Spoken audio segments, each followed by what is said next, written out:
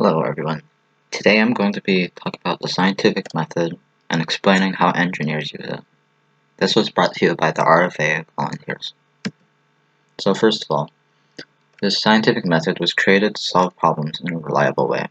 It consists of 9 main portions, which includes choosing a problem, researching the problem, developing a hypothesis, designing an experiment, testing your hypothesis, organizing data, drawing conclusions, and evaluation. You may also repeat the process if necessary. So for the first step, you need to identify your problem. You can ask yourself, what needs to be solved? How can you solve it? What possibilities are there to solving the problem? And you can also write the problem down for reference once you identify it. Next, you need to research your problem. You need to find reliable information, which can both be online or textual. You need to take relevant notes and make sure you're knowledgeable about the problem. For step number 3, you need to develop a hypothesis. A hypothesis is your prediction of the outcome of your experiment. You need to make sure your hypothesis is as specific as possible.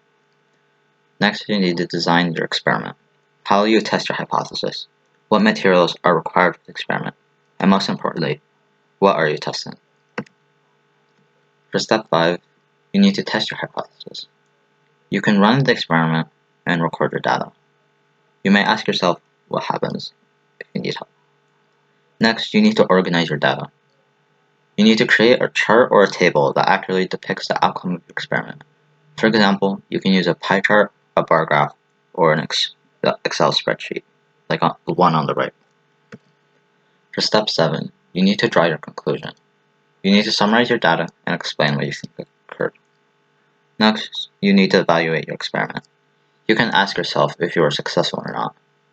How could the experiment improve, and what you learned. If you think your experiment was incomplete, then feel free to try again. Finally, engineers use the scientific method to solve their problems systematically. They normally use it to go through each step, with large teams working with each other, collaborating and sharing ideas or data. If an issue comes up, they work it out in smaller cycles for each step until they resolve it.